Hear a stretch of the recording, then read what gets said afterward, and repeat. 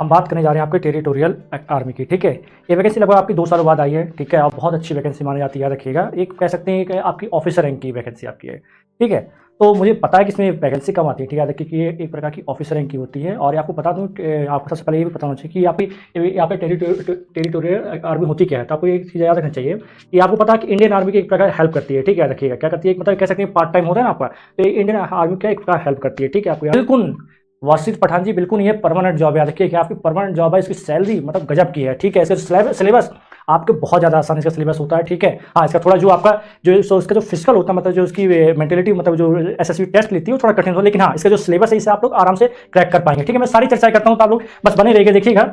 चलिए, की जो टेरिटोरियल आर्मी जो आपकी भर्ती निकालती है, आर्मी जो एक किसकी निकालती है, तो आर्मी की निकालती है। मतलब आर्मी किस प्रकार मतलब निकालती है, तो एक प्रकार ऑफिसर रैंक के निकालती है। ठीक है, इसमें सबसे बड़ी पोस्ट मतलब जो स्टार्टिंग पोस्ट है क्या होती है, लेफ्टिनेंट की होती है। किसी आपकी लेफ्टिनेंट की होती है। ठीक है, मैं बाकी सारी आपको सिलेक्शन प्रोसेस समझाता हूँ। पहले आप देखिए इसकी जो नंबर वैकेंसी आपको बता चुका 18 है मेल के लिए, और फीमेल के लिए मतलब मेल फीमेल दोनों इसमें भर सकते हैं, अप्लाई कर सकते हैं। जो कि मैं बताया आपको कि आपका 21 के आपका जो डेट एज मांगी गई, किससे आप मांगे, तो 18 से 42 साल के लोग भर सकते हैं आसानी से। ठीक है, याद रखिएगा। अब ये आपकी देखिए एक ऑनलाइन इंट्रेंस एग्जाम कब होगा आपका, तो ये जो एग्जाम होगा आपका दिसंबर में होगा इसका। ठीक, इसके बाद जो आपका सबमिशन एप्लीकेशन कब होगा आपका, 23 अक्टूबर से आपका क्या हो जाएगा, आपका एप्लीकेशन स्टार्ट हो जाएगा। और कब तक भरा जाएगा, तो 21 नवंबर तक आपका भरा जाएगा। ठीक है, देखिए आपका ये, और आपको बता दें इसमें जो टोटल वैकेंसी कितनी है, तो आपको मेल के यहाँ 18 है और फीमेल के लिए 1 है। ठीक है, एक छोटा चीज और देख लीजिए, इसका सिलेबस और देख लीजिए आप। ठीक है, तो सिलेबस से आप लोग समझ जाएंगे कि बहुत ही आसान इसका सिलेबस है। ठीक है, देखिए, तो अब यहाँ से फीस देख लीजिएगा। ठीक है, देखिए यहाँ कब से भरा जाएगा, तो इसका 23 अक्टूबर से भरा जाएगा। कब तक भरा जाएगा, तो 21 नवंबर तक भरा जाएगा, देखिएगा। और जो एग्जाम सेंटर रहेंगे आपके भारत में कहीं, मतलब इंडिया ऑल ओवर रहेगा, कहीं भी आप सिलेक्ट कर सकते हैं।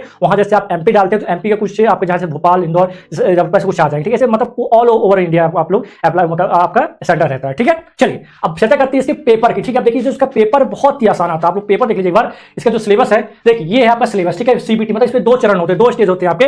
फर्स्ट स्टेज आपका सीबीटी होता है, ठीक, जिसमें ऑनलाइन परीक्षा होती है। दूसरा आपका होता है जिससे फिजियोलॉजी टेस्ट लिया जाता है। जो कौन लेता है आपका, तो एसएसबी लेती है। कौन लेती है, एसएसबी आपका क्या टेस्ट लेती है, मेंटली क्या लेती है, टेस्ट लेती है। ठीक है, कौन लेती है, एसएसबी लेती है। ठीक है, देखिए पहले मैं चर्चा करता हूं किसकी, आपकी जो पेपर की। सबसे पहले देखिए पार्ट 1 में आपसे कितना पूछा जाएगा, रीजनिंग, जो कि आपको 25 मार्क्स का रहेगा।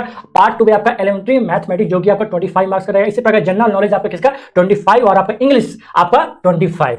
तो मतलब पूरा जो आपका रहेगा टोटल आपका 100 नंबर का क्या पेपर रहेगा, कितना नंबर का रहेगा, तो 100 नंबर पेपर में, बस 100 नंबर पेपर में। और ऐसे जो नेगेटिव मार्किंग है 0.33 है। कितना आपका जो नेगेटिव मार्किंग है आपकी, नेगेटिव मार्किंग कितनी है आपकी, तो 0.33 है। याद कितना आपका 0.33 है। ठीक है, ये आपका पहला चरण है। दूसरा चरण में क्या होता है, आपका जो मेंटली का एक ऐसा टेस्ट लिया जाता है, कौन लेती है, तो एसएसबी लेती है। ठीक है, जो कि आराम से आप लोग गूगल से सर्च कर सकते हैं किस प्रकार एसएसबी मेंटली आपका टेस्ट लेती है, आप लोग आसानी जान पाएंगे। ठीक है, सबसे पहले आपको बता दूं कि इसका जो पेपर है, जो सब पेपर स्टैंडर्ड बहुत ही आसान आता है। इसे आप लोग आराम से, जैसे आप लोग एमपी कांस्टेबल, एसएससी, सब चीजों की आपके तैयारी करते हैं, उसी प्रकार के मैथ रीजनिंग आपकी आना, कुछ ज्यादा लक्ष्य आना है। जैसे कि आपको मैं यहाँ दिखा देता हूँ। ठीक है, नीचे आपको पूरा सिलेबस दिया गया है।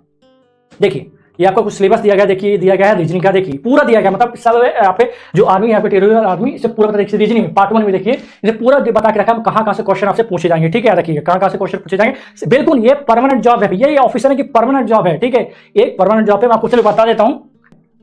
जब आपका फाइनल सिलेक्शन हो जाता है, जब आपका फाइनल सिलेक्शन हो जाता है, कुछ इस प्रकार की आपकी सबसे पहले पोस्ट कौन सी मिलती है, तो पोस्ट मिलती है भैया आपको ये सबसे पहले क्या मिलती है, लेफ्टिनेंट। ठीक है, क्या मिलती है, लेफ्टिनेंट की। आपको क्या, आप इसमें जाते हैं, किसमें जाते हैं आप लोग, तो लेफ्टिनेंट में जाते हैं, जिसका लेवल 10 की होती है, जिसकी सैलरी कितनी होती है, बेसिक पे कितने 56,000, कितना आपका 56,000। ठीक, और इसके बाद जो आपका मिलिट्री सर्विस अलग से मिलती है 15,500, ये 15,500 अलग से आपको मिलती है। समझते आपको मान लीजिए लगभग 72,000 की आपको पर मंथ की सैलरी होती है। ठीक है, इसका जो आपको बता दूं, और इसके साथ जो आपका प्रमोशन बहुत जल्दी से मिलता है, आपको प्रमोशन बहुत जल्दी मिलता है। इसके बाद डायरेक्ट आप किसमें, कैप्टन में पहुंचते हैं। किसमें पहुंचते हैं आपका, कैप्टन में। कैप्टन के बाद आप लोग जाते हैं मेजर में। किसमें जाते हैं आप लोग, मेजर में जाते हैं। इसके बाद लेफ्टिनेंट कर्नल और ब्रिगेडियर तक आप लोग इसमें आसानी से पहुंच पाते हैं। ठीक है, तो मैं आपको बता दूं, इसलिए आपकी इसकी जो नंबर ऑफ पोस्ट वैकेंसी बहुत कम आती है। याद रखिए क्यों आती है कम, इसका रीजन क्योंकि इसके ऑफिसर रैंक की पोस्ट होती है। ठीक है, तो इसके लिए आपको तैयारी अभी से करना पड़ेगा, क्योंकि आपका दिसंबर लास्ट में आपका एग्जाम हो जाएगा।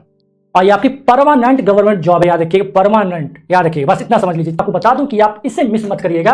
आप बहुत सारी तैयारी अब तक करते आए, बहुत अच्छी बात है, लेकिन मैं आपसे एक बात सजेस्ट करूंगा कि इसे जरूर ट्राई करिए, आप इसे जरूर करिए। इसका जो सिलेबस है बहुत ही आसान है, मैं आपको लिख के दे रहा हूँ। ठीक है, आप लोग आसानी से जनरल नॉलेज आप पढ़ते आ रहे हैं, आप इंग्लिश पढ़ते आ रहे हैं, मैथ रीजनिंग पढ़ते आ रहे हैं, तो थोड़ी तैयारी से कर सकते हैं आप। ठीक है, थोड़ी गाइड से आप लोगों की जो सैलरी आपको बता दूं। हाँ, क्वालिफिकेशन देखिए, क्वालिफिकेशन कुछ नहीं मांगा इसमें। क्वालिफिकेशन जो है आपका, तो आपको बता दूं जो क्वालिफिकेशन है आपका, आप लोग ग्रेजुएशन आपका कंप्लीट होना चाहिए किसी भी स्ट्रीम से। क्या होना चाहिए आपका, ग्रेजुएशन की स्ट्रीम आपका होना चाहिए। देखिए educational qualification graduate from any recognised university, मतलब आपके पास कोई किसी प्रकार की कोई बैचलर डिग्री हो आप लोग अप्लाई कर सकते हैं। किसी प्रकार की आपके पास कोई भी बैचलर डिग्री हो तो आप लोग अप्लाई आराम से कर सकते हैं। सबसे अच्छी बात इसमें है, ठीक है। कोई भी आप कहीं से भी आप चाहे भोज से किया हो, चाहे प्राइवेट किया हो, गवर्नमेंट से किया हो, कहीं से भी, बस आपके पास बैचलर डिग्री होना चाहिए बस, मतलब ग्रेजुएशन आपका कंप्लीट होना चाहिए। ये आपको यहाँ साफ साफ मेंशन किया गया है, तो मेरे हिसाब से तो हर कोई इसे फिल कर पाएगा, हर कोई भर पाएगा, ठीक है। तो अब आपका काम क्या रहेगा, इसे सही से करना। और मैं आपको सिलेबस बता चुका हूँ, सिलेबस सब बहुत ही आसान है, याद रखिए बहुत ही आसान है, तो आप लोग इसे जरूर करें। ये है आपका सिलेबस, मेरे हिसाब से ये सिलेबस तो आपको कहीं देखने नहीं मिलेगा। मुझे लगता है एसएससी जीडी से आसान आपका ये सिलेबस है। बताएं कर पाएंगे आप लोग?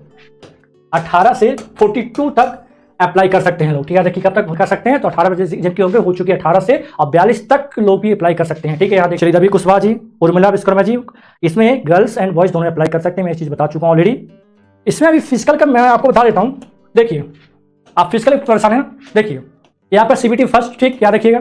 हाँ मैं इसकी चर्चा कर रहा, देखिए नहीं आपका फिजिकल इस प्रकार नहीं होता, इसमें टेस्ट होता है, ठीक है, इसमें फिजिकल नहीं होता, ठीक है। ये देखिए यहाँ पर आपको एक टेस्ट देना पड़ता है। कौन सा टेस्ट देना पड़ता है, याद रखिएगा, 2 स्टेज सिलेक्शन या procedure based on physiological aptitude test and intelligence test ही आपको देना पड़ता है। याद रखिए 2 टेस्ट दिए जाते हैं सेकंड स्टेज में। कौन सबसे पहले 2 स्टेज कौन से, तो ये सबसे पहला कौन सा, फिजियोलॉजिकल एप्टीट्यूड, ठीक है। और इसके बाद कौन सा रहता है आपका इंटेलिजेंस टेस्ट होता है, ये आपको देना पड़ता है सेकंड स्टेज में। इसके बाद आपका कोई किसी प्रकार का कोई आपका फिजिकल नहीं है, ठीक है।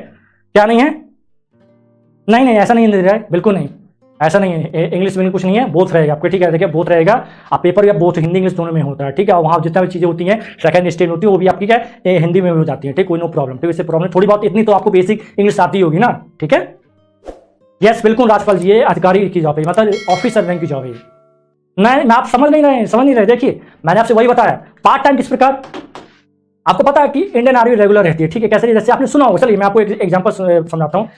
एमपी पुलिस में एक पेपर होता है, ठीक है, एमपी पुलिस का पेपर होता है, आरक्षक का पेपर, उसमें एक और रहता है एसएएफ। एसएएफ मतलब कौन सा रहता है, जो कि सीमा, कौन सा रहता है एसएएफ आपकी, जो कि जरूरत पड़ने पर आती है, ठीक। इसी प्रकार आपकी जो टेरिटोरियल आर्मी है, एक प्रकार इंडियन आर्मी क्या हेल्प करती है, ठीक है। जब कैसे कब हेल्प करती है, जैसे कोई भी जैसे मिशन चलता है, कोई जैसे कि आपको पता है जैसे कारगिल का युद्ध हुआ था, उस समय भी हेल्प के लिए आई थी कौन, आपकी टेरिटोरियल आर्मी आई थी, ठीक है। मैं हेल्पर है, मैं मानता हूँ पार्ट टाइम जॉब, लेकिन ये परमानेंट जॉब है, ये भी कहता हूँ आपको, ये आपकी परमानेंट जॉब है और आपकी सैलरी फिक्स रहेगी, आपको महीने महीने सैलरी आती रहेगी।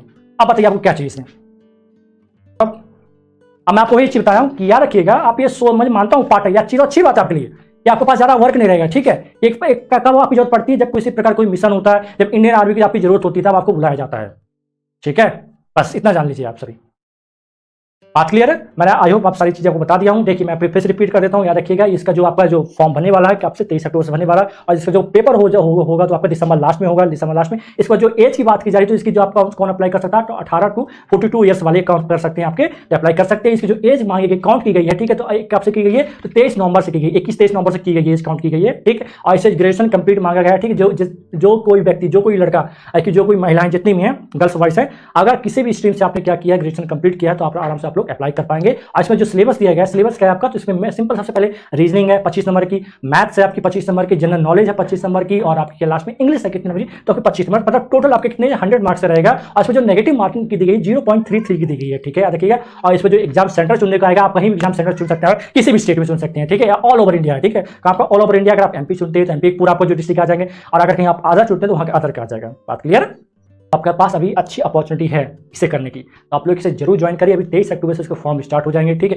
फिर सारी चीजें आप बाद में करते रहिएगा, इसकी तैयारी जरूर करें। इसकी तैयारी के लिए आपको लगता है कि सर हमसे नहीं हो पाएगा, समझ नहीं यार किस प्रकार पैटर्न किस प्रकार आता है, किस प्रकार प्रीवियस ईयर है, तो सारी चीजें आपको कहाँ मिल जाएंगी, इस बैच में आपको मिल जाएंगी, ठीक है। तो इस बैच की जो आपकी जो कितना मुश्किल से 500 है, ठीक है, तो आराम से आप 500 इस पर आप कोई एप्लीकेशन फॉर्म भरते ना, तो आराम से आप लोग कर पाएंगे, ठीक है। तो जिसे लगता है कि अपने आप को ऑफिस रैंक में देखना चाहता है, उसकी तैयारी अभी से शुरू कर दे, ठीक है। चलिए मिलते हैं आपसे नेक्स्ट वीडियो में कुछ और नए अपडेट के साथ, तब तक के लिए जय हिंद, जय भारत।